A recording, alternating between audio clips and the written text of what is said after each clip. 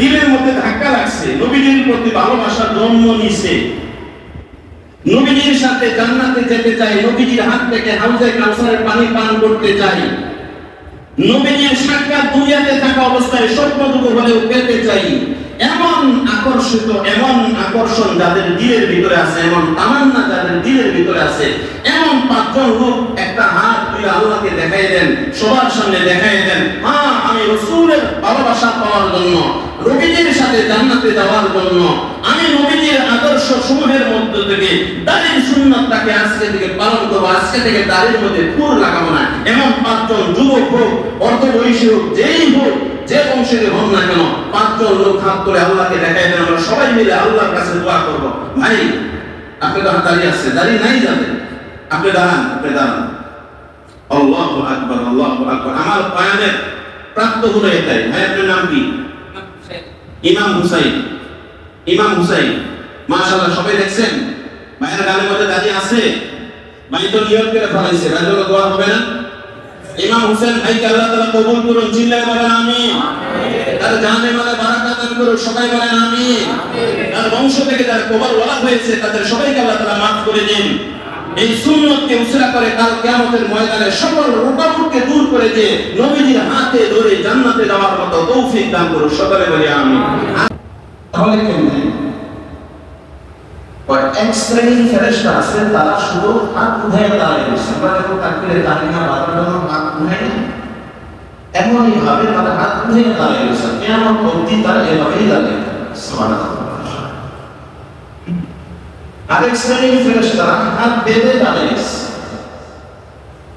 এবার কিয়ামত পর্যন্ত হাত ছাড়তে পারবে না, এক সেকেন্ডের জন্য হাত ছাড়তে পারবে না, কিয়ামত পর্যন্ত তাদেরকে হাত বেঁধেই দাঁড়িয়ে থাকবে। আরেক দল ফেরেশতারা রুকুতে দাঁড়িয়ে রয়েছে, কিয়ামত পর্যন্ত তারা রুকুতেই থাকবে, কিয়ামতের আগে তারা মাজা আর শোয়া করতে পারবে। রুকু থেকে উঠে যেভাবে আমরা হাত ছেড়ে দাঁড়িয়ে থাকি, এমন এক দল ফেরেশতা কিয়ামত পর্যন্ত দাঁড়িয়ে থাকে। এক দল ফেরেশতা আল্লাহ পাক রব্বুল আলামিন সিজদার মধ্যে নামিয়ে রাখছেন, কিয়ামত পর্যন্ত তাদের এই সিজদার অবস্থায় থাকতে হবে, তারা মাথা আর খাড়া করে দেখতে পারবে না, খাড়া করে রাখতে পারবে না। একদল ফেরেশতা আবার বৈঠকের মধ্যে, তাহিয়াত বা তাশাহুদের বৈঠক করে না, এই বৈঠকের মধ্যে তারা বসে আছে, কিয়ামতের আগ পর্যন্ত তারা আর ওখান থেকে উঠতে পারবে না। এই যে এতগুলো ফেরেশতাদের এতগুলো বাহিনীর সমন্বয়ে আল্লাহ তাআলা দুই রাকাত নামাজ সম্পূর্ণ করতেছেন, এখনো হয় নাই, সম্পূর্ণ হবে কিয়ামত যখন হবে তখন। কিন্তু মানুষকে আল্লাহ তাআলা বলেন যে আমি তোমাদের জন্য সব ফেরেশতারা মিলে তারা দুই রাকাত নামাজ শেষ করবে কিয়ামত পর্যন্ত, আর তোমরা প্রতিদিন এরকম দুই রাকাত করে প্রতিদিন তোমরা 5 ওয়াক্ত নামাজের এরকম ভাবে 2 রাকাত 4 রাকাত 4 রাকাত 3 রাকাত 4 রাকাত নফল ওয়াজিব সুন্নাত মুস্তাহাব যত নামাজ আছে, তাহাজ্জুদ আওয়াবিল ইশরাক তাশদের, এই নামাজ তোমরা একই 2 মিনিটে 4 মিনিটে তোমরা শেষ করে ফেলো। এটাই হলো তাদের মধ্যে আর তোমাদের মধ্যে পার্থক্য। সুবহানাল্লাহ। সম্মানিত মুসলিম, আল্লাহ মানুষকে সবচেয়ে ভালোবাসেন। আল্লাহ তাআলা বলেন ওয়ালাকাদ কাররামনা সূরা বনী ইসরাঈল, ওয়ালাকাদ কাররামনা বনী আদম, আমি বনী আদমকে বানাইছি তো বানাইছি সব সৃষ্টির চাইতে, সৃষ্টিকুলের মধ্যে যত মাখলুকাত রয়েছে সকল মাখলুকাতের মধ্যে সবচেয়ে বেশি সম্মানিত করে বানাইছি। সুবহানাল্লাহ বলবেন না? আল্লাহ তাআলা মানুষকে সবচেয়ে বেশি সম্মান দান করেছেন। শুধু কি সম্মান দিয়েছেন নয়, আল্লাহ তাআলা 30 নম্বর পারা সূরা 3 এর ভিতরে বলেন লাকাদ খালাকনাল ইনসান ফি আহসানি তাকওয়িম। আল্লাহ সূরা বনী ইসরাঈল আয়াতে বলেন মানুষকে আমি সবচেয়ে বেশি সম্মান দিয়েছি, ইজ্জত দিয়েছি। আল্লাহ তাআলা 30 নম্বর পারা সূরা 3 এর ভিতরে বলেন লাকাদ খালাকনাল ইনসান, আমি মানুষকে সৃষ্টি করেছি ফি আহসানি তাকওয়িম, সবচেয়ে বেশি অবয়ব দিয়ে, সবচেয়ে সুন্দর দিয়ে সবচেয়ে সুন্দর চেহারা বিশিষ্ট করে আমি মানুষকে বানিয়েছি। সুবহানাল্লাহ। তারপর ইসরায়েলের আয়াতের পরের অংশে আল্লাহ তাআলা বলেন ওয়ালাকাদ কাররামনা বানি আদম ওয়া হামালনাহুম ফিল বাররি ওয়াল বাহরি ওয়া রাযাকনাহুম মিনাত তাইয়্যিবাত ورزقناهم من الطيبات وفضلناهم على كثير ممن خلق تفضيلا আল্লাহ সুবহানাহু ওয়া তাআলা বলেন সবচেয়ে সম্মান দিয়েছি পৃথিবীতে মানুষ ব্যক্তিদেরকে যত চতুষ্পদ জন্তু আছে এক দেশ থেকে এক এলাকা থেকে এক চালা থেকে আরেক চালা এক জমি থেকে আরেক জমি এক পাশ থেকে আরেক পাশ যদি তারা যাইতে চায় তাদেরকে পায়ে হেঁটে যেতে হবে। কি বলে না পায়ে হেঁটে যেতে হবে? শুধু কি তারা পায়ে হেঁটে যাবে? বরং মানুষের উপকার রাখতে বরং তাদের কাঁধের মধ্যে তাদের পিঠের মধ্যে তাদের ঘাড়ের মধ্যে বোঝা উঠে গিয়া মানুষ আরামে যাবে, তারা কষ্ট পেয়ে যাবে। আল্লাহ তাআলা বলেন ফিল বাররি ওয়াল বাহরি ওয়া রাযাকনাহুম মিনাত তাইয়্যিবাত। ও মানুষ, তুমি তোমার মূল্য বুঝো না, তুমি তোমার বিষয়ে একটু চিন্তা করে দেখলা না? তোমাদের চলাচলের সুবিধার্থে জলে স্থলে সর্ব জায়গার মধ্যে আমি আল্লাহ পাক রব্বুল আলামিন চলাচলের জন্য আরামদায়ক পাহাড় তৈরি করে দিয়েছি। তোমাদের আরামে চলাফেরা করতে পারে এজন্য আমি আল্লাহ তাআলা তোমাদের জন্য পাহাড় তৈরি করে দিয়েছি, এরোপ্লেনের ব্যবস্থা করেছি। আপনি কি মনে করেন এরোপ্লেন যে বানাইছে এটা কি তার মাথায় বসে? এটা কি তার মাথায় না নিজে থেকে বানাইতে পারছে? এই মাথাটা কে দিয়েছে? তার মাথার মধ্যে ব্রেনের মধ্যে এই আবিষ্কারের ক্ষমতা কে দিয়েছে? একে বলেন আল্লাহ। ওয়ারযাকনাহুম মিনাত তাইয়্যিবাত। মানুষ, তুমি একটু চিন্তা করে দেখলা না আমি তোমাদের জন্য পৃথিবীর ভিতরে যত রিজিক সমূহের মধ্যে যত সুস্বাদু মজাদার খাবার রয়েছে সেই সবচেয়ে মজাদার সুস্বাদু খাবারগুলো আগে তোমাদের জন্য বাজেট করে দিয়েছি। মানুষ তোমরা খাওয়ার পরে যদি থাকে অন্য মানুষ খাবে, যদি না থাকে না খাবে। আগে তোমরা খাবা মজা, আগে তোমরা গ্রহণ করবা মজা, আগে তোমরা নেবে। এরপরে যদি অন্য মানুষ পায় তো খাবে, না পায় তো না। এই যে এত কিছু দিলেন, এত কিছু করলেন, আপনাদের কাছে আমার প্রশ্ন, আল্লাহ কি এমনিতেই করলেন? এত কিছু কি আল্লাহ তাআলা এমনিতেই দিলেন না? দেওয়ার পিছনে কোনো উদ্দেশ্য আছে। কোনো উদ্দেশ্য ছাড়া কোনো কিছু হয় না। উদ্দেশ্য ছাড়া কোনো কিছু হয়। এজন্য সেই উদ্দেশ্যটাই হলো মানুষ যেন সকল সৃষ্টির চাইতে সবচাইতে সুন্দর করে আমি আল্লাহ আমি আল্লাহ তাআলার সাথে সম্পর্ক স্থাপন করে আমি আল্লাহ তাআলার ইত্তেবা, আমি আল্লাহ তাআলার হুকুম আর আহকামগুলো যেন একাগ্রচিত্তভাবে আমি আল্লাহ তাআলার হুকুমগুলো যেন রিয়ামুক্ত, আমি আল্লাহ তাআলার হুকুমগুলো যেন তারা তাদের দিল থেকে আমি আল্লাহকে ভালোবাসা যেন তারা, এটাই উদ্দেশ্য। আল্লাহকে আমাদের কাছে টাকা চাই, পয়সা চাই, রিজিক চাই, খাবার তালাতে চাইছে আল্লাহ তাআলা। আল্লাহ তাআলা আমাদের মধ্যে জানিয়ে দিয়েছেন যে তোমরা আমার ইবাদত করো, রিজিকের ব্যাপারে তোমরা টেনশন করো না, অথচ রিজিক তো আমি তোমাদেরকে দেব। রিজিক কে দেবে? কোন সন্দেহ আছে? আল্লাহ বলেন যে রিজিকের ব্যাপারে তোমাদের টেনশন হওয়ার দরকার নাই, আমি তোমাদেরকে রিজিক দেব, দিব তো দিব, আমি আল্লাহ তাআলা তোমাদেরকে সম্মানজনক রিজিক দেব। ভাই রিজিক দুই প্রকার, একটা হলো সম্মানিত রিজিক আর একটা হলো বেইজ্জতির সাথে রিজিক।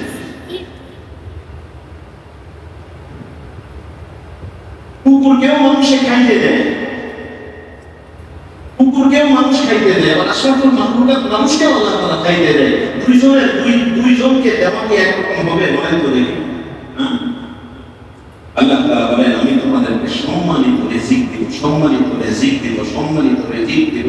যে রিজিক আহার করার দ্বারাই, যে রিজিক ভোগ করার দ্বারাই, যে রিজিক ভক্ষণ করার দ্বারাই তুমি বেইজ্জতি হওয়ার কোনো আশঙ্কা থাকবে না, যে রিজিক খাওয়ার দ্বারাই, ভক্ষণ করার দ্বারাই তোমার সম্মান আরো বৃদ্ধি পেয়ে যাবে। সুবহানাল্লাহ। এক শ্রেণীর মানুষ আছে, দেখবেন এক শ্রেণীর মানুষ আছে তারা খাইলে মেজবান খুশি হয়। আপনি একজনের বাড়িতে অতিথি হয়ে মেহমান হয়ে গেলেন, ওই বাড়িওয়ালা হলো মেজবান, আপনার মেজবান, ঠিক না? আর আপনি বলেন মেহমান।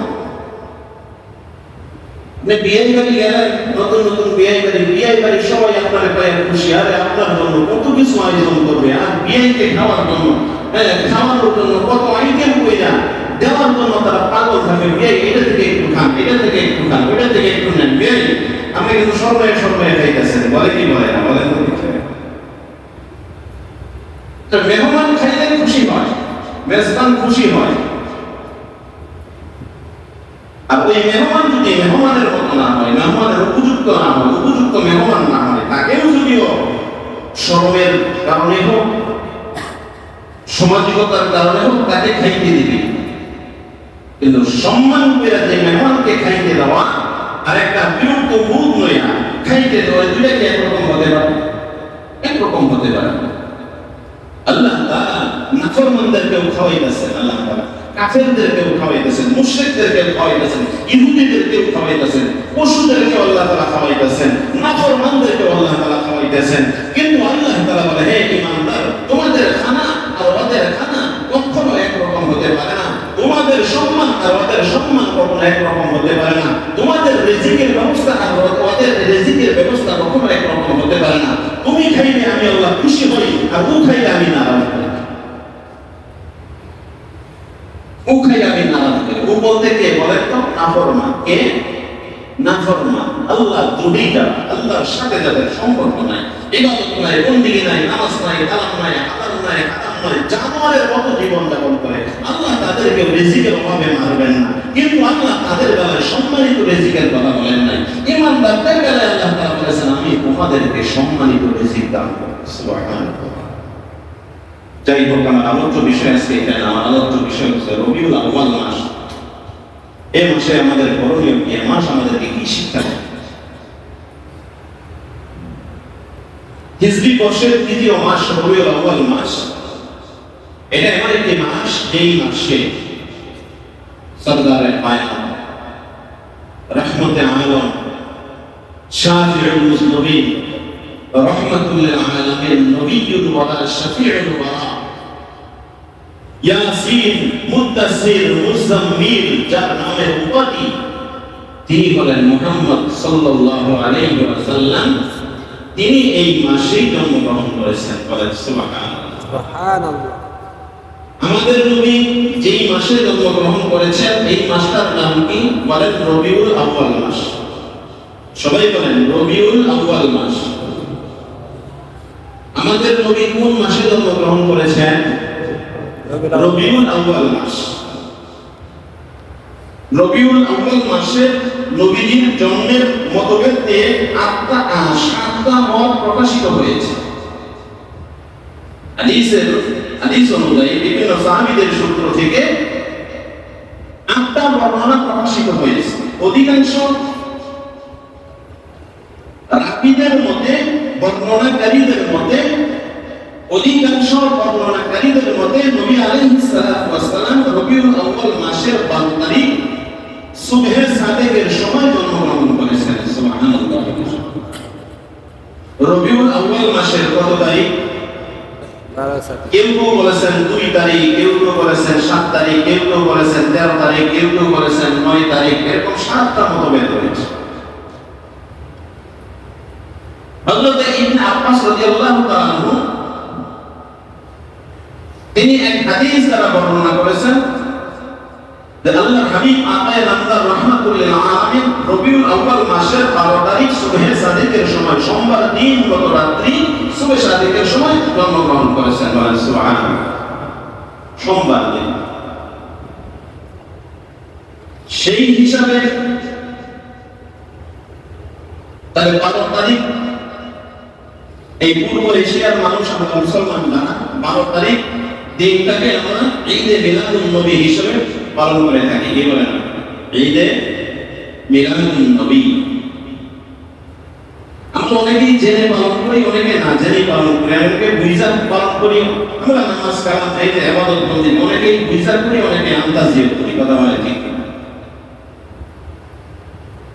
কিন্তু ইসলাম এই দিন নির্ভর করবে একমাত্র দলিলের উপরে, হাদিস এবং কোরআনের উপরে, ইজমা এবং কিয়াসের উপরে। আন্দাজি কোনো কিছু করলে আল্লাহ তাআলার কাছে গ্রান্টেড হবে না। ঈদে মিলাদুন নবী, এটার বাংলা অর্থ হচ্ছে, ঈদ অর্থ খুশি উদযাপন করা, আনন্দ উদযাপন করা, খুশি উদযাপন করা। আর মিলাদ শব্দটা মাউলুদুন, মাসদার থেকে মিলাদুন শব্দ এসেছে। মিলাদ শব্দের অর্থ হলো জন্ম বৃত্তান্ত। সুতরাং এই হিসাবে ঈদে মিলাদুন নবী অর্থ নবী আলাইহিস সালাতু ওয়াস সালামের জন্ম বৃত্তান্ত নিয়ে কিছু আলোচনা করা। তাহলে মৌলুদুন থেকে মিলাদ এসেছে, তাহলে মিলাদ শব্দের অর্থ কি বলেন তো দেখি, আপনারা ভুলে থাকলে বলেন। মিলাদ শব্দের অর্থ হলো জন্ম। মিলাদ শব্দের অর্থ কি? জন্ম। যারা আরবি ব্যাকরণ জানেন, ব্যাকরণগত অর্থের দিক দিয়ে মিলাদ শব্দের অর্থ হলো জন্ম। তার মানে বোঝা যাইতেছে আমাদের নবীজির জন্ম আছে না নাই? জন্ম আছে। তিনারও বাবা ছিলেন, তিনারও মা ছিলেন, তিনারও দাদা ছিলেন, তিনারও বংশ ছিল, তিনারও শৈশবকাল ছিল। তিনিও মায়ের পেট থেকে, মায়ের গর্ভ হয়েই দুনিয়াতে পদার্পণ করেছেন। আবার ইহজম ত্যাগ করে আবার আল্লাহ পাকের কাছে আল্লাহ পাক রব্বুল আলামিন তিনাকে পরকালীন যে ঘাঁটি রয়েছে, প্রথম ঘাঁটি হলো আল কবর। কবরের মধ্যে, রওজা শরীফের মধ্যে আল্লাহ তাআলা তিনাকে শোয়ায় রাখছে। সুবহানাল্লাহ। আমরা কেমন নবীর উম্মত ভাই, আমরা একবারও চিন্তা করে দেখলাম না, একবার ভাবি নাই। আমরা দুনিয়াতে যুবকরা কতজনের স্টাইল গ্রহণ করতে জানি। আজকে আমরা যারা নিজেদেরকে সচেতন নাগরিক হিসাবে পরিচয় দিয়ে থাকি, ডিজিটাল হিসাবে আমরা পরিচয় দিয়ে থাকি, কিন্তু একজনে আমরা বুকে হাত দিয়ে বলতে পারবো না যে আমি অমুকের স্টাইল পছন্দ করি, আমি শাহরুখ খানের স্টাইল পছন্দ করি, সালমান খানের স্টাইল পছন্দ করি, রোনালদোর স্টাইল পছন্দ করি, মেসির স্টাইল পছন্দ করি, আরো কত কি আমি নাম বলতে পারবো না। হ্যাঁ, তাদের স্টাইল আমার পছন্দ, তাদের জামা আমার পছন্দ, তাদের চুলের কাটিং আমার পছন্দ, তাদের পোশাক পরিচ্ছদ আমার পছন্দ, তাদের হাঁটা আমার পছন্দ, তাদের হাঁটা আমি সেই স্টাইলে হাঁটতে চাই, তাদের স্টাইলে আমি চুল কাটতে চাই, তাদের স্টাইলে আমি জামা গায়ে দিতে চাই, তাদের স্টাইলে আমি জুতা পরিধান করতে চাই, তাদের স্টাইলে আমি খানা খেতে চাই। কিন্তু এই উম্মত, এই যুবক একবারও কোনোদিন চিন্তা করবো না আমারও তো একজন স্টাইল ওয়ালা রয়েছে, আমারও তো একজন লাইফ স্টাইল করার মতো একজন রাহবার রয়েছে, দিক নির্দেশক রয়েছে, আমার তো তার স্টাইল করা দরকার। একটা মানুষও কখনো বুকে হাত দিয়ে ধরতে বলতে পারবো না যে আমি নবীর স্টাইল করতে চাই, নবীর স্টাইলটাই আমার সবচেয়ে বেশি পছন্দ। কিন্তু আল্লাহ তো বলেন, ও দুনিয়ার মানুষ, তুমি যদি আমার হাবিবের স্টাইলে স্টাইলিশ হতে পারো, আমার বন্ধুর যদি সুরতে তুমি যদি সুরতমান হতে পারো, আমার বন্ধুর আদর্শে তুমি যদি আদর্শবান হতে পারো, দুইটা চোখ বন্ধ হতে দেরি হবে, আমি আল্লাহ তোমাকে প্রাণ দিয়ে জান্নাতের নিয়ামত তোমাকে দিতে দেরি করব না। সুবহানাল্লাহ। ও ভাই, স্টাইল ধরেন কিন্তু মুহাম্মদ রাসূলুল্লাহ স্টাইল ধরেন। তিনি কেমন নবী জানেন? তিনি কেমন নবী? যেই দিন তিনি তার মায়ের গর্ভে প্রবেশ করেন, যেই দিন তিনি তার মায়ের গর্ভে প্রবেশ করেন, নবীজির মা আমিনা তো বলেই দিয়েছেন, যেই দিন আমার সন্তান গর্ভে প্রবেশ করে ওই রাত্রিতেই 4 জন মহিলা এসে আমাকে সালাম দিয়েছে। কয়জন মহিলা সালাম দিয়েছে? 4 জন জান্নাতি মহিলা এসে নবীজির মাকে সালাম জানাইছে। যত্ন করে রাখো, যত্ন করে রাখো। হে আমেনা, তুমি জানো না তোমার গর্ভে কে প্রবেশ করেছে, তোমার গর্ভে কি প্রবেশ করেছে তুমি জানো না? তোমার গর্ভে প্রবেশ করেছে তো করেছে, তোমার গর্ভে 2 জাহানের বাদশা প্রবেশ করেছে। সুবহানাল্লাহ। পুরো ঘরটা আলোকিত হয়ে গেছে। পুরো ঘরটা খুশবুতে ভরে গেছে। যেই দিন থেকে তিনি প্রবেশ করেছে ওই দিন থেকে আমিনার থুতুতে ঘ্রাণ বের হয়, আমিনার শরীর থেকে ঘ্রাণ বের হয়, আমিনার যে রাস্তা যায় সে রাস্তাটা মুখরিত হয়ে যায়, আমিনা যেই ঘরে বসবাস করে ঘরের চতুর্দিক থেকে ঘ্রাণ বের হতে থাকে, আমিনা যেই জায়গার মধ্যে যায় সেই জায়গায় বরকত এসে হুমড়ি খেয়ে পড়ে। আমিনাকে দেখার পরে পশুরা পর্যন্ত সালাম দেওয়া আরম্ভ করে দিয়েছে। আমিনা যদি কুয়ায় পানি আনার জন্য যায়, আমিনা যদি কুয়ায় পানি আনার জন্য যায়, আমিনা যাওয়ার সাথে সাথে কূপের পানি নিচ থেকে উঠতে উপরে টেকে উঠে।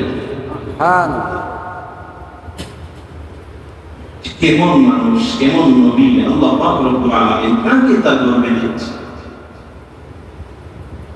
মক্কার গলিতে গলিতে রাস্তাঘাটে বিভিন্ন জায়গায় আলোচনা শুরু হয়ে গেছে, আলোচনা শুরু হয়ে গেছে। ওই কিছু বুঝনি তোমরা, একে অপরের সাথে কথা বলে, কি তোমরা কি কিছু বুঝনি? কয়েকে কি হয়েছে? অমুক তো মারা গেছে, আব্দুল্লাহ তো মারা গেছে, নবীজির বাবার নাম তো আব্দুল্লাহ, অবশ্যই কি বলেন আপনারা? আব্দুল্লাহ তো মারা গেছে, ওইটা তো জোয়ানি দেখা যায়, কিন্তু সে যে এমন সেন্ট মাইকা মাইকা রাস্তা দিয়ে ঘোরাঘুরি করে, ওর পুরো চেহারার মধ্যে জানি কেমন একটা উজ্জ্বলতা ভাব। ও যে রাস্তা দিয়ে যায় মনে হয় এটা দুনিয়ার কোনো সেন্ট নয়, দুনিয়ার কোনো খুশবু নয়, এই গ্রাম যেন কোথা থেকে আবিষ্কার করে নিয়ে আসছে। ও যে রাস্তা দিয়ে যায় খুশবুতে মানুষ পাগল হয়ে যায়। মহিলা মানুষ মারা যাওয়ার পর, স্বামী মারা যাওয়ার পর সাধারণত তাদের খুশবু ব্যবহার করা লাগে না, গহনা ব্যবহার করা লাগে না, কিন্তু সে তো অন্যরকম ভাব দেখা যাইতেছে একে অপরের সাথে আলোচনা। আব্দুল মুত্তালিবের কানে গেছে। আব্দুল মুত্তালিব নিজে বলতে পারে না, বৌমাকে বলতে পারে না, স্ত্রীকে দিয়া, নবীজির দাদিকে দিয়া তার মাকে বলাইতেছে তুমি একটু জিজ্ঞাসা করো তো সে এই অবস্থা যদি করে, এমন সেম মাইকা মাইকা যদি রাস্তা দিয়ে ঘোরাঘুরি করে, ঘোরাঘুরি করলে তো মানুষে আলোচনা করে। আব্দুল মুত্তালিবের স্ত্রী বৌমাকে যায় বলে, বৌমা মানুষের কিছু কথাবার্তা বলতেছে, কিছু আলোচনা করে, তুমি কি শুনতে পারো? মা আমি কি বলবো, আমি তো নিজেও বুঝতে পারতেছি না কেন এমনটা হচ্ছে। আমি লক্ষ্য করতে পারি তুমি যখন গোসলখানায় যখন গোসল করতে যাও, আরে গোসলখানা থেকে তুমি যখন বের হও, আমি যখন ঢুকি আমি তো পুরা গোসলখানাটা এমন গ্রামযুক্ত দেখতে পাই যে তুমি আর কোনো গ্রাম তো এটা হতে পারে না। এটা কোথা থেকে তুমি আবিষ্কার করো, অথবা কোথা থেকে গ্রাম তুমি তোমার শরীরের মধ্যে মা আল্লাহর কসম করে বলতেছি মা আমি কোনো সেন্টেন মানি না, কিন্তু আপনাদের বংশের এই প্রদীপ যেই দিন আমার পেটে প্রবেশ করেছে ওই দিন থেকে যেন কেন এমনটা হচ্ছে। আমাকে কয়েক রাত্রি পর পরে এসে জান্নাতি মহিলারা এসে আমাকে সালাম দেয়, আমাকে বাহবা দিয়ে দেয়, আসিয়া এসে সালাম দেয়, মারিয়াম আলাইহিস সালাতু ওয়াস সালাম এসে সালাম দেয়, হ্যাঁ, আর জান্নাতি রমণীরা এসে আমাকে সালাম দেয়, আমাকে শুভ সংবাদ জানায়া দেয়, আর বলে কি যত্ন করে দেখো তোমার গর্ভের মধ্যে 2 জাহানের বাদশা রয়েছে। সুবহানাল্লাহ। শাশুড়ি মাকে বলার জন্য শাশুড়ি মা যখন বলেন মা আপনি প্রমাণ করে দেখতে পারেন, এই কথা বলে থুতু নিক্ষেপ করে, তো থুতু নিক্ষেপ করার সাথে সাথে দেখে সেই থুতু থেকেও গ্রাম বের হচ্ছে। সুবহানাল্লাহ। ওয়ামা আরসালনাকা ইল্লা রাহমাতাল লিল আলামিন। আল্লাহ বলেন হাবিব পুরা কায়নাত শুধু আলম নয়, শুধু পৃথিবী নয়, ওর সৃষ্টি সকল সৃষ্টি, আরশ, কুরসি, লৌহ কলম, জান্নাত জাহান্নাম, লৌহ কলম যা রয়েছে, যত সৃষ্টি রয়েছে সকল সৃষ্টির জন্য আমি আপনাকে রহমত করে পাঠাইছি। সকল সৃষ্টির জন্য আমি রহমত আপনি করবেন। সেই 2 জাহানের বাদশা মেরান করবে, তার থুতু থেকে গ্রাম বের হয়, সে যে রাস্তা দিয়ে হাঁটে সেই রাস্তাটা গ্রামযুক্ত হয়ে যায়, সে যে ঘরের মধ্যে বসবাস করে সে ঘরটা 24 ঘন্টা গ্রামযুক্ত থাকে, সে যার সাথে কথা বলে তার কথা শ্রবণ করার জন্য সবাই পাগল হয়ে। তিনি বলেন রহমাতুল লিল আলামিন। ও ভাই, ও ইমানদার মুসলমান, আমরা তো ওই নবীর কদর করি না। আমরা তো শুধু মুখে মুখে ভালোবাসি। আল্লাহ রাসূল বলেন লা ইউমিনু আহাদুকুম, লা ইউমিন, তুমি ততক্ষণ পর্যন্ত মুমিন না। কে বলেন এই কথা? নবীজি বলেন। কে বলেন এই কথা? নবীজি বলেন। কাকে বলেন?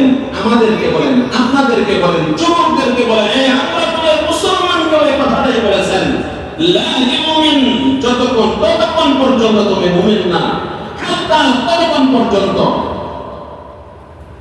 আকুনা আহাব্বা ইলাই, আমার মহব্বত, আমার প্রতি ভালোবাসা, নবীর প্রতি ভালোবাসা, লা আকুনা আহাব্বা ইলাই মিন ওয়ালিদিহি, তোমার বাবার চাইতে বেশি, ওয়ালাদিহি,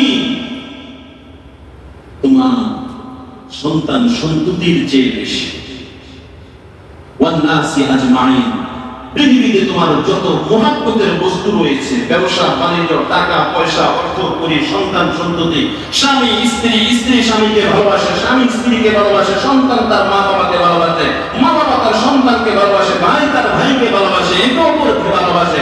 আল্লাহর নবী বলেন ওয়ান নাসি আজমাইন, ততক্ষণ পর্যন্ত তুমি কামেল ঈমানদার হতে পারবা না যতক্ষণ পর্যন্ত আমি নবীকে সকল সম্পর্কের চাইতে বেশি ভালো না বাসবা, ততক্ষণ পর্যন্ত তুমি পরিপূর্ণ ঈমানওয়ালা হতে পারবা। এজন্য নবীর ভালোবাসা সবার চাইতে বেশি থাকা দরকার না কম থাকা দরকার? আপনার যার প্রতি যার সবচাইতে বেশি ভালোবাসা থাকে, সেটি তার অনুসরণ করবে কি করবে না, বলেন তো দেখি। আমরা বিশ্বকাপ খেলার সময় এক এক করে বিশাল বড় বড় করে পতাকা বানাইয়া এক জায়গা থেকে আরেক জায়গা পর্যন্ত নিয়ে যাই, রাস্তার মধ্যে পতাকার ছবি আঁকাইতে থাকি, গাছের আগায় পতাকার ছবি আঁকাইতে থাকি, গেঞ্জি পরিধান করতে থাকি, ওই দেশের ড্রেসের সাথে ড্রেস মিলাইয়া করতে থাকি। এতে করে সে কি বুঝাইতে চায়? আমি তাকে ভালোবাসি, তার দেশকে ভালোবাসি, তার পতাকাকে ভালোবাসি, তার আদর্শকে ভালোবাসি, তার খেলাধুলাকে ভালোবাসি। ও বন্ধু, পায়ে হাত রেখে বলবো, পায়ে হাত রেখে বলবো, সত্যিকার অর্থে আপনিও যদি দাবি করেন আমি নবীজিকে ভালোবাসি, আমি রাসূলুল্লাহকে ভালোবাসি, রাসূলুল্লাহ আদর্শ ততক্ষণ পর্যন্ত আপনার হাতে পায়ে, মাথা থেকে পায়ের পাতা পর্যন্ত, আপনার রাষ্ট্র জীবনে, আপনার ঘরের মধ্যে, আপনার সমাজ জীবনে চলতে ফিরতে যতক্ষণ পর্যন্ত ওই রাসূলের স্টাইল যতক্ষণ স্টাইলিশ না হবেন, ওই রাসূলের সুন্নতে যতক্ষণ পর্যন্ত সুন্নত না ধারণ করবেন, ততক্ষণ পর্যন্ত আপনার দাবি সঠিক নয়। না ভুল বললাম? ততক্ষণ পর্যন্ত আপনার দাবি সঠিক। আপনি দাবি করেন আমি রাসূলের উম্মত, আপনি সেলুনে যায় বলেন আমাকে রোনালদোর সুরতে চুল কেটে দাও, এটা কি রাসূলের উম্মতের দাবি হইল? একটা উম্মত ওকে হাত দিয়ে আমরা কেউ বলতে পারবো না। কেউ কোনোদিন যায় আমরা সেলুনে যায় বলছি আমাকে মুহাম্মদুর রাসূলুল্লাহর তরিকায় চুল কেটে দাও,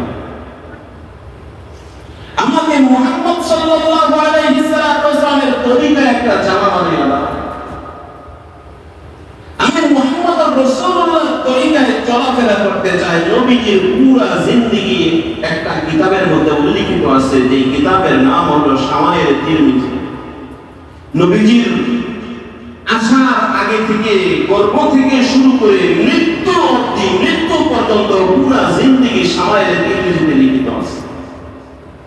নবীজির চুলের স্টাইল কেমন ছিল, নবীজির জামার স্টাইল কেমন ছিল, নবীজির দাড়ির স্টাইল কেমন ছিল, নবীজির মুখের স্টাইল কেমন ছিল, হাত পায়ের নখ কাটার সিস্টেম কেমন ছিল, তিনি কেমন করে জুতা পরিধান করতেন, তিনি কেমনে খানা খাইতেন, তিনি কেমনে রাস্তা দিয়ে যাওয়ার সময় কেমনে যাইতেন, তিনি কেমনে ব্যবসা বাণিজ্য করতেন, পরিবারের সাথে কেমন মুআশারা করতেন, যে ব্যবসায়ীদের সাথে, মানুষের সাথে, সাধারণ মানুষের সাথে কিভাবে তিনি চলাফেরা করেছেন, কিভাবে তিনি ব্যবসা শিক্ষা দিয়েছেন, কিভাবে তিনি কি করেছেন, কিভাবে তিনি আল্লাহর ইবাদত বন্দেগী করেছেন, পুরো জিন্দেগিটা কিভাবে তিনি পরিচালনা করেছেন, এগুলো সব ওখানে উল্লেখিত রয়েছে। ও নবীর উম্মতের দল, আপনারাও যদি নবীর উম্মত বলে নিজেকে দাবি করেন, ওইখান থেকে আপনাকে আদর্শবান আদর্শ হতে হবে।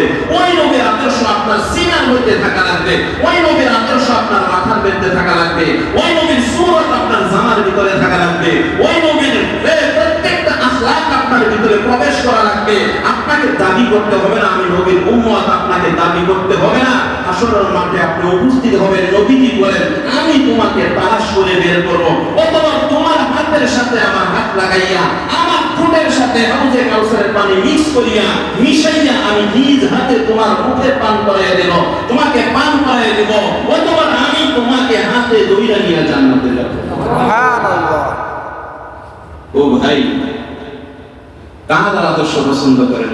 কার আদর্শ পছন্দ করার দরকার? ওই নবীর জন্য সব কিছু তো পাগল ছিল,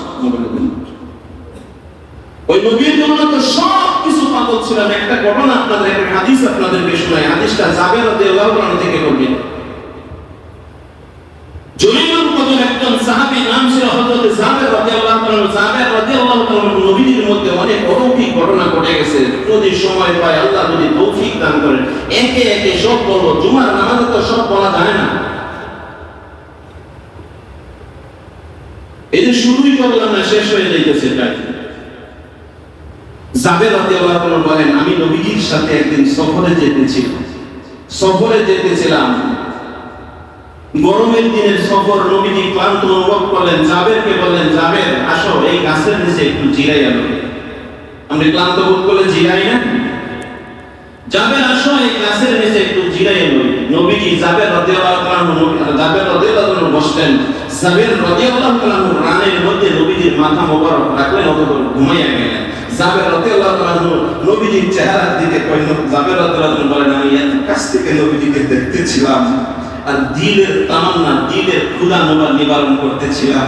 আমি তো পাগল হয়ে গেছিলাম যে নবীজির মাথা, দুই জাহানের বাদশার মাথা আমার রানের উপরে। এর চাইতে আনন্দময় মুহূর্ত আমার জীবনে একটা সময় আর যায় নাই।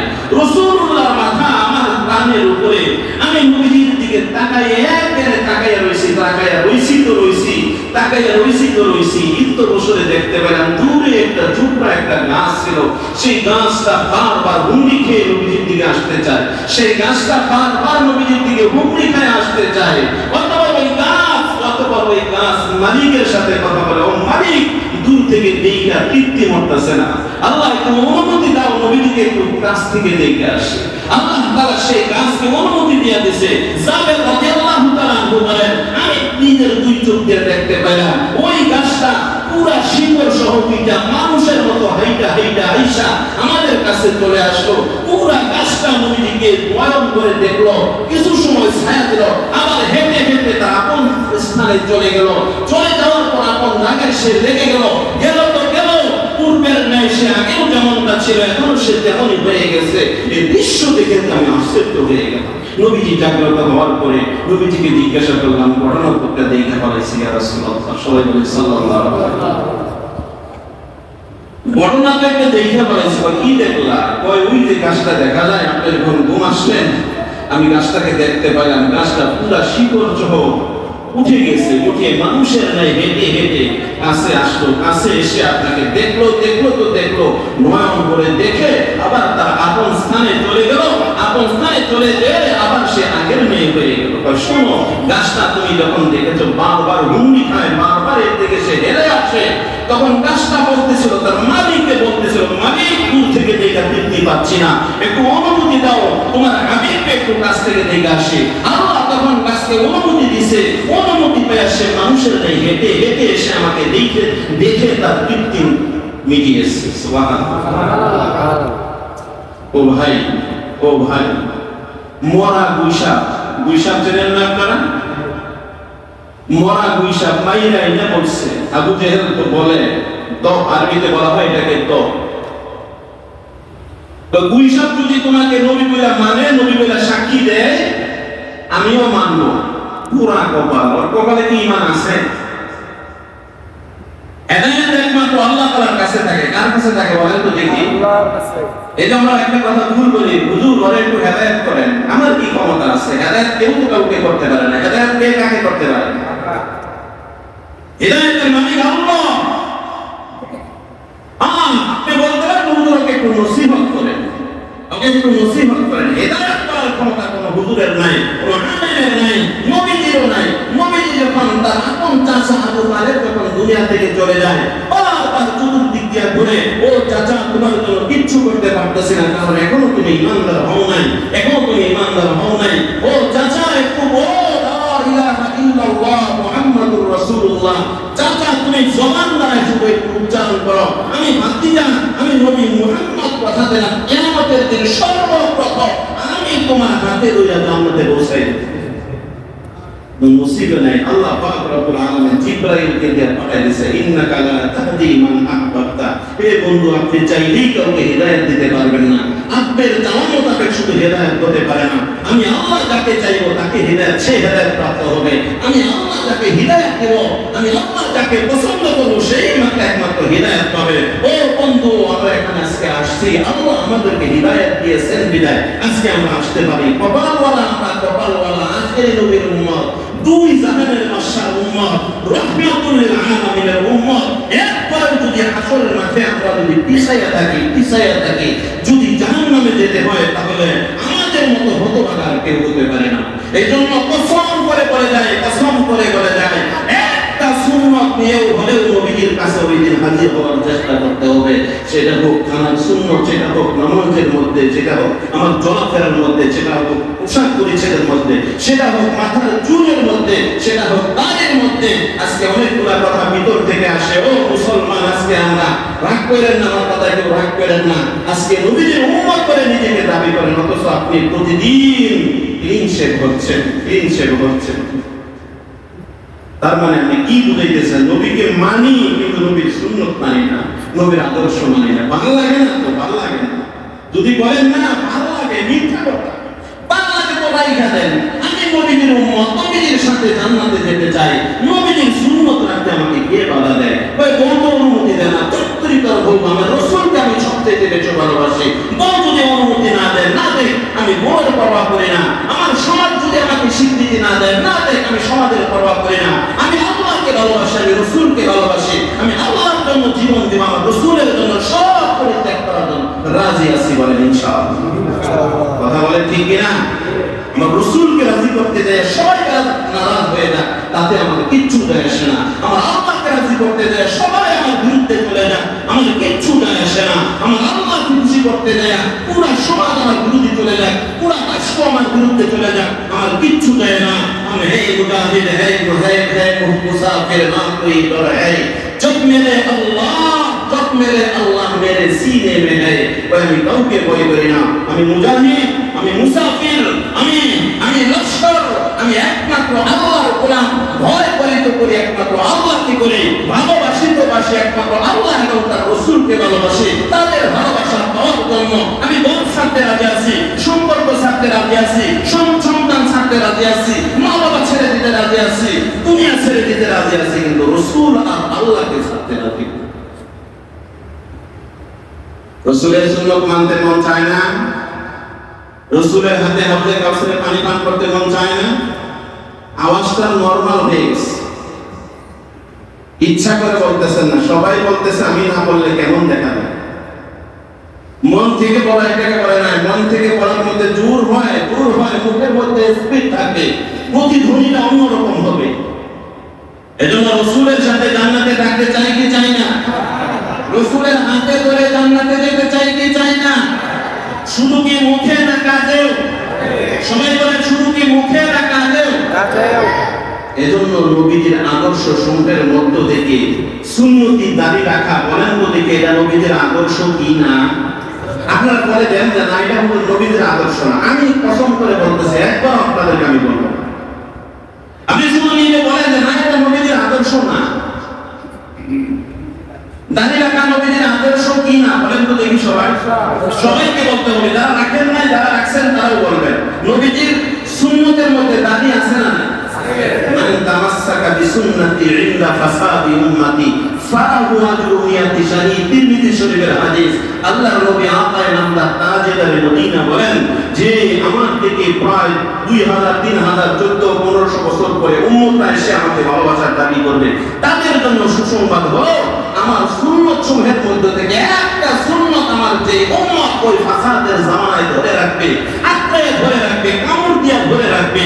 ইনদা ফাসাদি উম্মতি, ফাসাদের জামানার যে উম্মতটা আমার সুন্নাতকে আঁকড়ে ধরলো, ফালাহু আজরু মিয়াতি শাহীদ। আমি নবীজির জামানায় যে ইসলামী যোদ্ধা দিন রক্ষার্থে যুদ্ধ করতে পথে যারা শহীদ হয়ে যায়, মিয়াতি শহীদ, 100 শহীদের মর্তবা চাইতেও, 100 শহীদের সওয়াবের চাইতেও আরো বেশি সওয়াব প্রাপ্ত হবে। এজন্য দাড়ি রাখি নাই, আমি সবাইকে বলবো না, সবাইকে না, বয়ানের 4 জন আগে আছেন, এই দিক থেকে আগে আছেন, ভাই দাঁড়িয়ে যান ইনশাআল্লাহ। আলহামদুলিল্লাহ, আলহামদুলিল্লাহ, মাশাআল্লাহ। নাম কি? ফারুক হোসেন। আল্লাহ তাআলা ফারুক হোসেন ভাইয়ের নিয়তকে আল্লাহ তাআলা কবুল করুন। আপনারা আমিন বলবেন না? আমি কবুল আমিন, আপনি এটার মধ্যে সমর্থন করতেছেন, আল্লাহর কাছে আবেদন করেন, আল্লাহ কবুল করে নাও।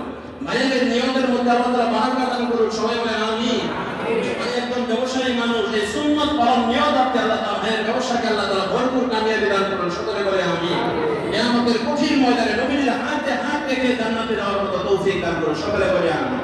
আর 3 জন আগে আছেন, আর 3 জন আর নিজে থেকে জোরাজুরি করে না, জোরাজুরি করে না, আমার দিলের মধ্যে নবীজির ভালোবাসা এসে ধাক্কা লেগেছে, এজন্য আমি নবীজির সাথে জান্নাতে যেতে চাই, তার জান্নাতে থাকতে চাই, এজন্য নবীজির হাত থেকে হাউজে কাউসারের সাথে পানি পান করতে চাই। এজন্য নিয়ত করে 3 জন মানুষ দাঁড়িয়ে যায়, ইনশাআল্লাহ বলে যায়। কত মানুষ এখানে রয়েছেন, অনেকের গায়ের মধ্যে তো দাড়ি নাই।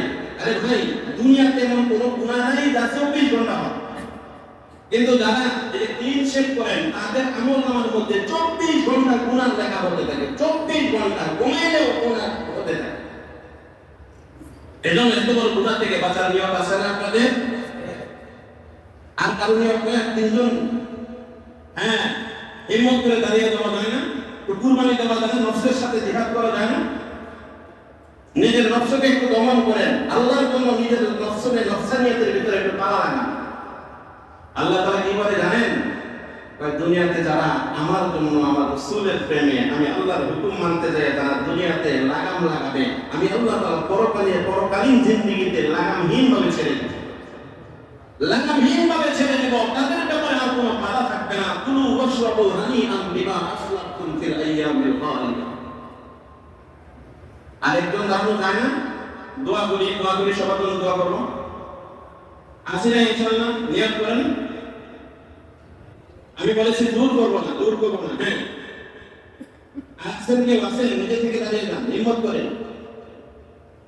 আল্লাহ কবুল করুন। সবাই বলেন আমিন। আলহামদুলিল্লাহ, 2 জন পাইছি, 2 জন পাইছি। এই 2 জনই আলহামদুলিল্লাহ, শুকরিয়া। আমি যে বলেছি এমন তো হতে পারে কেউ রাজি না হতে পারতো, ঠিক না? কিন্তু 2 জন তো রাজি হয়েছে, আমার মনে হয় এটাই সার্থকতা পেয়েছে। আল্লাহ কবুল করুন। সকলে বলি আমিন। ওয়া আলাইনা ইল্লাল বালাগুল মুবিন। মনে মনে নিয়ত রাখেন যে আমি পরিপূর্ণ সুন্নতের ইত্তেবা করে আমি কবরে যাব ইনশাআল্লাহ তাআলা। আল্লাহ তাআলা তৌফিক দান করুন। সুন্নত করার বাকি আছে কি? জি, সুন্নত করে নেন। কাবলাল জুমা সালাত সুন্নত।